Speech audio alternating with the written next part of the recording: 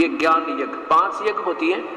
एक यज्ञ है धर्म की, जैसे यहाँ ये सदा पर चल रहा परमेश्वर का ये भंडारा चल रहा है, इसमें किसी के 10 रुपये, किसी के 100 रुपये, किसी के 1000, किसी के 20,000, किसी के 50,000, और इसमें ये अखंड भंडारा चल रहा है, ये धर्म यज्ञ। और साथ में ये आवन यज्ञ, क्योंकि जोत जला भगवान की, देसी घी की, मोटी बात की। 3 दिन में लगभग इसमें 100 किलो, 4 दिन में लगभग इसमें 2 किलो घी प्रयोग हो जाएगा। और फिर यहाँ प्रणाम यज्ञ, जैसे दंडवत प्रणाम करें अपने परमेश्वर के लिए, अपने अहंकार रूपी राक्षस को तोड़ने के लिए। और एक यज्ञ धर्म की, जैसे भंडारा चल रहा है, प्रसाद वितरित होता है, धर्म यज्ञ। और दूसरी यज्ञ ध्यान, हमारा जब सत्संग में आते हैं परमात्मा में चित्त हटता है नहीं, रह कर याद आता है परमात्मा, हे ईश्वर कहाँ फंस गया क्या इस काल के जाल में। और फिर हमारा ध्यान, मेडिटेशन, सहज ध्यान, संतों का मार्ग सहज ध्यान है, हठ योग नहीं। ये कान दाब के, आंख बोझ के, ये तो हठ योग है। कबीर साहब कहते हैं ये नहीं हमारा ध्यान, हमारी सहज ध्यान है, सहज समाधि है। कैसे कि संतों मुझे सो सतगुर मन, सो सतगुर संत कहावे है। इन नैना, कहते हैं इन नैनन दर्श करावे, इन परमात्मा के नैनन अलख लखावे, जो का जो आँख खुली हो और परमात्मा के दर्शन हो जा, मुझे ऐसा संत जावे। कहते हैं द्वार ना मुंदे, ये आँख कान बंद ना करे, नाक नहीं बंद करे, आँख नहीं बंद करे, और ना अनद उड़ जावे, इस अनद में नहीं उड़ जावे, ध्यान लगा के तो देखी सुनी कुछ, हाँ ये आवाज है, ये परमात्मा की प्राप्ति। और देखा प्रकाश आँख दाब के, इसने कभी दाब लो इसमें प्रकाश, क्योंकि परमात्मा के रिफ्लेक्टेड प्रकाश से ये दिन का तो प्रकाश ही देवता है, इनमें तो प्रकाश है, तो ठीक है, नांदे हो जाएंगे, ना होगा तो उसमें। तो कहने का भाव इससे मुक्ति नहीं, ऐसा संत मुझे नहीं चाहिए। वो ध्यान का मार्ग कैसा है, जैसे हम आपको याद दिलाते हैं उस परम पिता के बारे में, उसकी महिमा का गुणगान कर रहे हैं, और उसकी महिमा की गुणगान करने से आपको उसकी इच्छा, उसकी हार्दिक इच्छा बन जाएगी प्राप्त होने की। अब जैसे आप सत्संग में आ गए, अब जैसे लड़की का रिश्ता कर दिया जाता है, लड़की का जब रिश्ता कर दिया जाता है तो घर के बैठ कर बतलाया करते हैं माता पिता, और फिर माँ बतावे बेटी ने, और बेटी को पता हो जाता है कि मेरा पति ऐसी नौकरी करता है, या ऐसा बिजनेस करता है, या कोई जमींदारा मजदूरी करता है, उसका इतना मकान है, वहाँ पर ऐसा है, बहुत अच्छे व्यक्ति हैं, बहुत अच्छे सास है इसकी। तो फिर उस लड़की का एकदम अट्रैक्शन हरदम वही रहने लग जाता है, और फिर वो उसका उचित हटता नहीं। जैसे फिर लड़की की शादी हो जाती है, अपने पति के पास चली जाती है। अब जब उसको माता पिता ने जो बताया था, ज्यों का ज्यों व्यवस्था पाती है। अब जैसे ये परमात्मा कबीर साहब ने हमें आकर बताई, आपको ये विश्वास रखना चाहिए कि परम पिता परमेश्वर आए हैं, उन्होंने सही बताया। अब आत्मा का की सगाई कर दी परमात्मा थे, पूर्ण ब्रह्म थे, और दास बिचौला बना के। अब आपको ये याद दिलाए जाते हैं कि अपने पति के घर पे क्या क्या सुख होगा, और फिर उमंग भरेगी उस दुल्हन की तरह हमारे अंदर, और कति आनाकानी नहीं होगी, चलेंगे जब यहाँ तक, इतना चासा चढ़ जाएगा जैसे परमात्मा हुआ तो जाए पार पड़ेगी।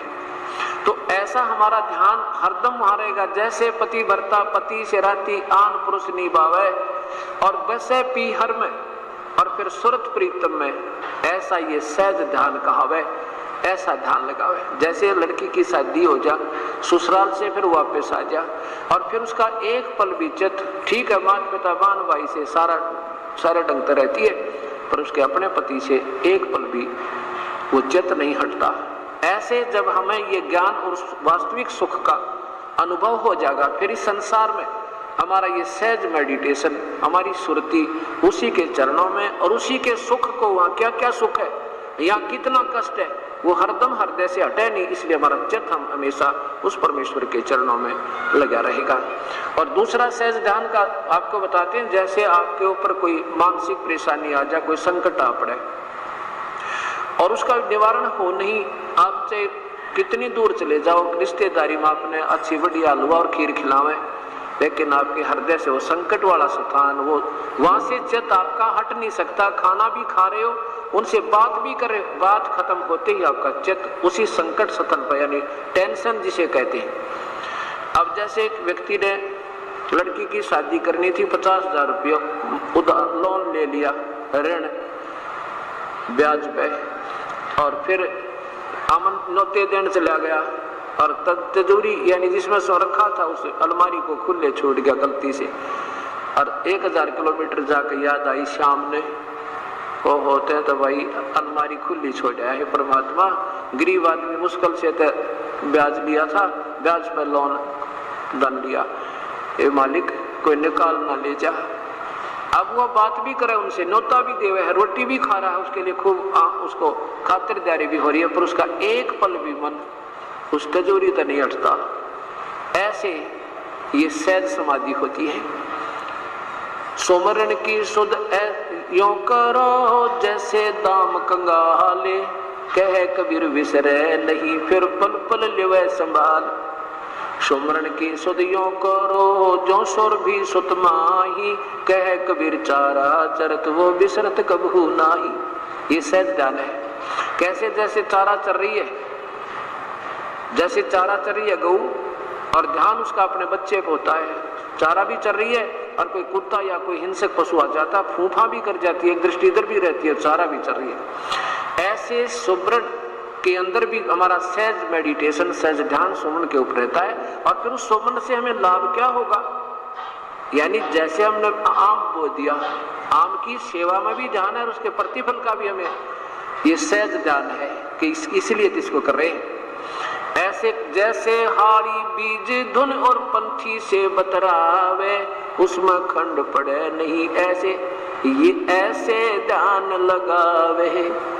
जैसे क्योंकि गरीबदास जी एक जमींदार थे, आम व्यक्ति को हर ढंग से समझाने की चेष्टा करते हैं कि जैसे हाली बीज बो रहा है, बीज धुन, धुन माने उसमें लौ लग रही है उसकी, बीज बीजने में, रास्ते में कोई रास्ते से के साथ साथ बीज बीज रहा है, और कोई अतिथि आ जाता है यात्री, और वो पूछता उससे कि मैंने उस गांव में जाना है, मेरा रास्ता ठीक है या नहीं है, उसको रास्ता भी बता रहा, उसको संकेत भी दे रहा है तू ठीक जा रहा है।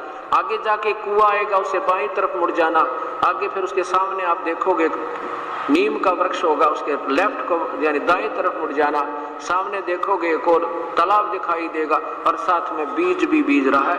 उस बीज के छोड़ने में हल को रोक भी नहीं रहा है, और बीज भी बीज, तो उसका ध्यान जहां पर है उससे पल नहीं हटा पा रहा। जैसे हाड़ी बीज धुन और पंथी यानी यात्री से बतलावे, उसमें खंड पड़े नहीं भाई, ऐसे ध्यान लगावे। ये हमारी सहज समाधि है।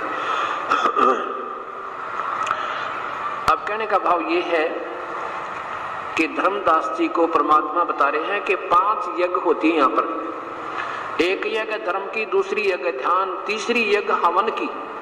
जैसे यहाँ पर हवन चाहे तो लकड़ियों में घी डाल कर उसमें हवन कर लो, क्योंकि लकड़ी ढेर सारी जलाने में उसमें कार्बन डाइऑक्साइड ज्यादा बनेगी, क्योंकि लकड़ी जलने से तो धुआं प्रदूषण होता है ज्यादा। बेशक वो चंदन की भी क्यों ना है, उनकी महक से कोई लाभ नहीं, वो तो महक चंदन वैसे भी दे रहा है, ना फूकेंगे तो भी महक आती है। लेकिन हमारा जो लाभ होगा, हमें घी के प्रज्वलित होने से जो वातावरण और इस यज्ञ से हमारा जो बेनिफिट कहाँ जाएगा, इसका बहुत लंबा प्रोसीजर है, इसका बहुत साइंटिफिक इफेक्ट है। हम यहाँ पर हवन करते हैं, इस हवन का प्रतिफल देव लोगों को ऊपर जाता है, और उसके बेनिफिट में हमें कुछ आंशिक उससे यहाँ का बेनिफिट, यानी जैसे वर्षा कर देना या कोई और राहत मिलना, साथ में प्रदूषण, जैसे हम श्वास को से शुद्ध हवा देते हैं और बुरी करके बाहर छोड़ देते हैं, इसका भी हमने ये इसका बेनिफिट यानी इससे इसका कर्ज उतरता है। अब ये हवन यज्ञ है। हम क्या करते हैं, एक रुई की एक मोटी बहुत बात बना के बाती, और उसमें भर के अच्छा घी, और सुबह शाम जला देते हैं। और मंत्र क्या होते हैं? मंत्र जैसे अपने परमात्मा की वाणी, पूर्ण ब्रह्म की, ये वेदों जैसे मंत्र है, वेदों से ज्यादा अच्छे मंत्र। एक तो मुख्यमंत्री का आदेश हो और एक प्रधानमंत्री के मुख से निकले वचन हो, तो वेदों से ज्यादा सुपीरियर शक्तिशाली वचन है, यानी मंत्र है कबीर परमेश्वर की वाणी। और फिर उसके बाद उन्हीं की, उनके सेकंड नंबर पे उन्हीं के दर्शन के उपरांत इन 5-6 महापुरुषों की वाणी, जैसे आदरणीय गरीबदास जी की, आदरणीय धर्मदास जी की, आदरणीय श्री गुरु नानक देव जी की, आदरणीय दादू जी की वाणी, लेकिन इनसे भी सुपीरियर वाणी उस कबीर परमेश्वर की है। उसके जो मंत्र हम पढ़ रहे हैं उनसे, वेदों से भी उत्तम लाभ हमें होता है। जो सुबह शाम के नित्यनेम और आरती, संध्या आरती और दोपहर की रमैनी जो हम करते हैं, ये हमारा एक हवन और साथ में ज्ञान यज्ञ भी है। अब ये और 5वीं यज्ञ है ज्ञान की, एक यज्ञ है धर्म की, दूसरी यज्ञ है ध्यान, तीसरी यज्ञ हवन की, चौथी यज्ञ प्रणाम, दंडवत प्रणाम। ये भी एक यज्ञ का काम करे। दंडवत प्रणाम करना आम बात नहीं है। ये तो वो पुण्यात्मा करेगी जिसमें भक्ति का अंश बकाया है, और जिनके अंदर भक्ति अंश नहीं है वो झुक नहीं सकते, क्योंकि उनमें वो कीमत अभी बनी नहीं। जैसे सरसों होती है, सरसों, और वो सरसों जब तक उसकी फली आ जाती है, लेकिन फली में सरसों के दाने नहीं बनते, तब तक वो फली ऐसे खड़ी रहती है आकड़ के। और जो क्योंकि उसमें कच्चे दाने हैं, ना खल बने ना तेल, यो किससे काम नहीं हुआ, इसलिए उसमें अकड़ है, क्योंकि उसमें वह कीमत नहीं जो उसने झुका दे। और धीरे धीरे वो परिपक्व जब हो जाती है तो ऐसे लटक जाती है, जमीन को छूने को हो जाती है, उसके बस की बात नहीं। ऐसे जिन पुण्यात्माओं में पिछला भक्ति अंश है, अब एक बार तो अकड़ सा लगे कि भैया अच्छी जगह आ गए, सारे गुंदे लौटे, यानी तो सारे लेटते हैं, या क्या असभ्य सा लगता है। लेकिन नो ना बेरा, ये असभ्य नहीं, ये बिल्कुल सभ्य कर्म है। असभ्यता जब होगा जब गधे बन जाएंगे, सारी उम्र दंडवत करना, पेट का बल चलना, 2.5 बन का बोरा, 1 मिनट की फुर्सत ना चौकर दे जुलूस निकले। तो हम अपने भगवान के चरणों में, चाहे कुछ भी हो हमारा, जैसी बात रंग मार जाए किसी ने, कितना अंडी पा के रहो, मक्खी मुंह में बड़े और निकले, बता के अभिमान इस माटी का। इस मिट्टी को मिट्टी समझ के हम भगवान के चरणों में लगाए रखेंगे तो ये राजी होगा, ये प्रसन्न होगा। आदि इन्हीं के पास है ये पूर्ण ब्रह्म दयाल, और मान बढ़ाई मारियो बेअद बिसर काल। इस प्रकार हम 5 यज्ञ करते हैं। अगर आप ये वीडियो YouTube पर देख रहे हैं तो हमारे चैनल को सब्सक्राइब करें और बेल आइकन को दबाना ना भूलें।